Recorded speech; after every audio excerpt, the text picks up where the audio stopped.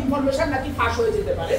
এই জন্য স্পর্শকাতর ইনফরমেশন ফাঁস হওয়ার কে প্রিভেন্ট করার জন্য তারা যে প্রার্থীরা ভোট দিতে যে আপনার প্রার্থীরা এই নিয়ে প্রশ্ন তুলেছেন সেই প্যানেলগুলিকে এটি দেখাতে আগ্রহী নয় যে কারা কারা ভোট দিতে গিয়েছে সেই ভোটারদের স্বাক্ষরকৃত তালিকা তারা প্রকাশ করতে আগ্রহী নয়। তারা বলেছেন যে এখানে মানুষের ব্যক্তিগত যে স্পর্শকাতর তথ্য সেটা ফাঁস হয়ে যায়। এই কথাটা কি পরিমাণ স্টুপিড আপনারা নিজেরাই বিবেচনা করুন। একটা ভোটারের যে স্বাক্ষর সেখানে শুধুমাত্র ভোটারের যে সিগনেচার সেটা হয়তো তার কোনো তথ্য নাই। এখন একজন ভোটার যখন ভোট দিতে গেছেন তিনি কি লুকায় লুকায় গেছেন? তিনি তো লাইনে দাঁড়ায় গেছেন। কাজে তিনি তো সেখানে আমি যদি সেই স্বাক্ষরের তালিকা পাই সেখানে তিনি কাকে ভোট দিয়েছেন সেটা তো জানার কোনো উপায় নেই। আলাদা একটা পেপারে তার স্বাক্ষর গ্রহণ করা হয়েছে, কিন্তু যদি স্বাক্ষরকৃত ভোটারের লিস্টটা আমরা পাই তাহলে এই যে ৩২,০০০-এর সংখ্যা এই ৩২,০০০-এর সংখ্যার কোনো গরমিল আছে সেটা সারা জীবনের জন্য নিরূপণ করে ফেলা সম্ভব। তাহলে যেহেতু নির্বাচন নিয়ে প্রশ্ন উঠছে তারা কেন এই ইনফরমেশন প্রকাশ করার মধ্যে এই জিনিসটিকে খোলাসা করছে না? তাদের কাছে এই বিষয়েও কোনো ব্যাখ্যা কিন্তু আসলে আমরা পাই না।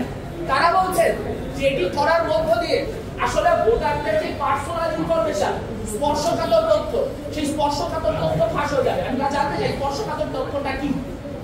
ভোটারের সিগনেচার ছাড়া আমরা যে লিস্ট পেয়েছি সেই লিস্টে আর কিচ্ছু নেই। আগে সেই লিস্ট প্রকাশ করা হলে আসলে ক্রাইসিস কি করতে হবে।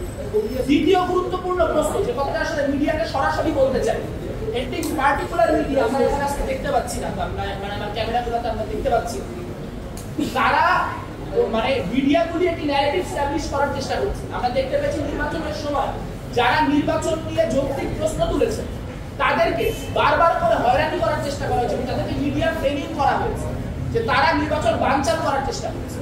এখন যদি নির্বাচন বানচাল করা বা একটা অস্থিতিশীল পরিস্থিতি সৃষ্টি করার কোনো প্যানেলের আকাঙ্ক্ষা থাকে তাহলে নির্বাচনের পরে মানুষ জমায়েত সৃষ্টি করতো, মানে একটা বাজে পরিস্থিতি সৃষ্টি করতো, কিন্তু তা তো কেউ করে না।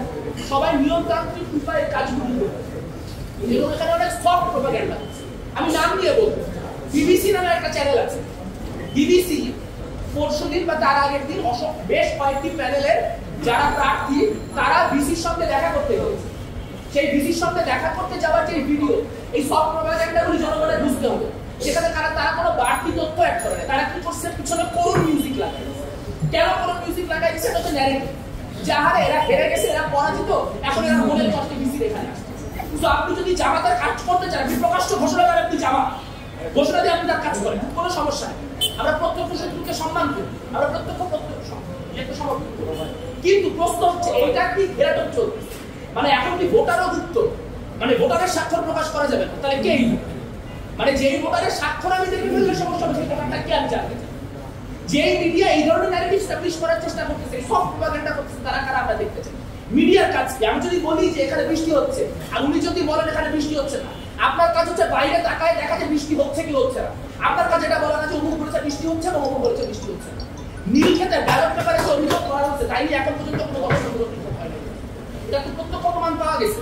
আপনার নির্বাচনের দিন আমরা যা যা বললাম তার অধিকাংশ গণমাধ্যম থেকে পাওয়া তথ্য, তাহলে সেই তথ্যগুলো এখন আর সামনে আসছে না।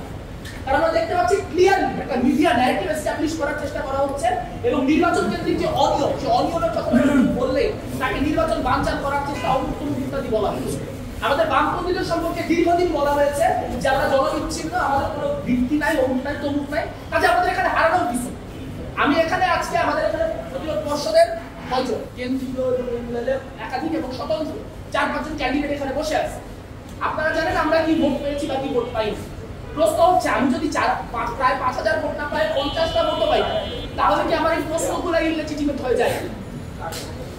আমি যদি 50টা ভোট পেয়েও এই প্রশ্নগুলো করি আমার প্রশ্নগুলো ইলেজিটিমেট হয়ে যায়, তাহলে কে আসলে ভোটে হারার কারণে এইগুলি করছে? এই প্রশ্ন তো কোনো প্রশ্ন না। প্রশ্ন হচ্ছে যে অনিয়মগুলোর কথা আমরা তুলতেছি সেই অনিয়মগুলো আসলে অনিয়ম কিনা সেটা খতায় দেখা হবে কিনা, সেটা তদন্ত করা হবে কিনা, দ্যাট ইজ দি কোয়েশ্চেন। এবং আমরা দেখতে পাচ্ছি যে ডাকসুট একটা স্ট্যান্ডার্ড হিসেবে ধরা হয়। যদি আজকে ডাকসুটে এগুলা করে পার পায়ে যাওয়া হয় তাহলে কালকে রাকসু নির্বাচন আছে, তারপর চাকসু নির্বাচন আছে। প্রত্যেকটা ছাত্র সংগঠন এখন দাবি তুলতেছে যে ওএমআর শীটের মধ্যে দিয়ে নির্বাচন যাতে না হয়, কারণ ওএমআর এর কারচুপি ধরা যায় না। হাতে কারচুপি করা গেলে তাও সেটা ধরার একটা সুযোগ থাকে, ওএমআর এ থাকে না। এখন প্রশ্ন হচ্ছে যে বিশ্ববিদ্যালয়ে 10,000-15,000 করে শিক্ষার্থী, সেখানে আসলে ওএমআর দিয়ে করতে গিয়ে পরে জাহাঙ্গীরনগরের মতো অবস্থা হবে কিনা। একজন শিক্ষক বোর্ড গুনতে গুনতে মারা যাবে, এরকম পরিস্থিতি তৈরি হবে, কারণ মানুষ ভরসা করতে পারছে না। কাজে বিশ্ববিদ্যালয় প্রশাসনের কাছে আমাদের এখন আহ্বান থাকবে যে আমরা এখানে কোনো গন্ডগোলের জন্য আসি নাই, আমরা এখানে কোনো গোলযোগ করতে চাই না। আমরা যে প্রশ্নগুলি করছি সেই প্রশ্নগুলির উত্তর আমাদেরকে দেন। আমাদের বোঝার দরকার আছে বোর্ডটা কতটুকু ফেয়ার হয়েছে, কারণ আমাদের পরবর্তী কার্যক্রমের ক্ষেত্রে আসলে কে কতখানি মানে আপনার কি বলবো ম্যান্ডেট পাইছে, সেটা সামনের দিনে আমাদের রাজনৈতিক কৌশল কি হবে সেটা নির্ধারণ করার জন্য আমার জন্য জরুরি। কাজেই আমাদেরকে এই স্বচ্ছতাটা বিশ্ববিদ্যালয় প্রশাসনকে এনশিওর করতে হবে। বিশ্ববিদ্যালয় প্রশাসন যদি এনশিওর করে খুবই ভালো, তাহলে অন্যান্য প্যানেলরাও মুভ করছে, আমরা তাদের সাথে সম্মতি জানাই, লাগলে আমরা আদালতে যাব এবং এটাকে সুষ্ঠুতা, এই সুষ্ঠুতা আমরা নিশ্চিত করে দেব। সকলকে ধন্যবাদ। প্রশ্ন থাকলে এক এক মানে এটা ইন্ডিয়া রাইট একটা কোম্পানি তার অস্তিত্ব খুঁজে পাওয়া যাচ্ছে না, তারা একটা পাইছে। এটা প্রসেস হওয়ার কথা ছিল বিডি, যে আমরা কোম্পানিগুলোর যে বিভিন্ন কোম্পানি যে ক্রেডিবিলিটি এটা দেখবো, তারপরে যারা আমাকে সবথেকে লোয়েস্ট বাজেটে এটা দিতে পারবে আমরা তাদেরটা গ্রহণ করব।